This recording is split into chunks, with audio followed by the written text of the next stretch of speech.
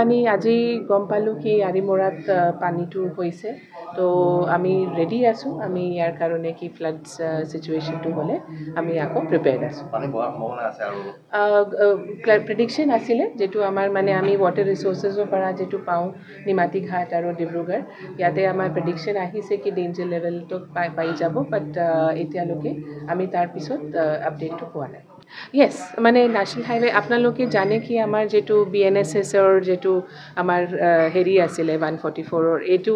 already আমাৰ এইটো up to flood time থাকিব তো সেইটোত আমাৰ মেইনটো হ'ল কি হংকিং কৰা বা আমাৰ লাইট দেখুৱা বা মানুহৰ স্পীড লিমিট এইটো আমাৰ যেটো আছে সেইটো দুটা ডিষ্ট্ৰিক্টত চলি আছে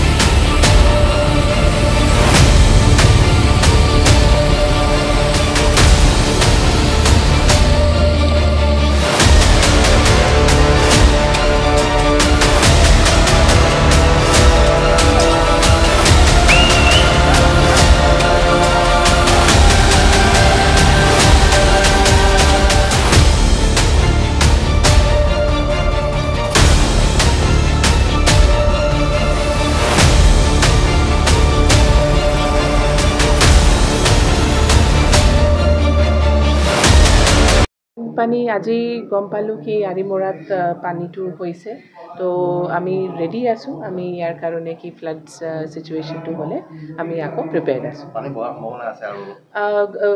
প্ৰেডিকশ্যন আছিলে যেটো আমাৰ মানে আমি ৱাটাৰ ৰিচোৰ্চেছৰ পৰা যেটো পাওঁ নিমাতী ঘাট আৰু ডিব্ৰুগড় ইয়াতে আমাৰ প্ৰেডিকশ্যন আহিছে কি ডেঞ্জাৰ লেভেলটো পাই যাব বাট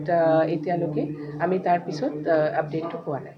ইয়েছ মানে নেশ্যনেল হাইৱে আপোনালোকে জানে কি আমাৰ যেটো BNSSৰ যেটো আমাৰ হেৰি আছিলে 144ৰ এইটো অলৰেডি আমাৰ এইটো আপ টু ফ্লাড টাইম থাকিব তো সেইটোত আমাৰ মেইনটো হ'ল কি হংকিং কৰা বা আমাৰ লাইট দেখুৱা বা মানুহৰ স্পীড লিমিট এইটো আমাৰ যেটো আছে সেইটো দুটা ডিষ্ট্ৰিক্টত চলি আছে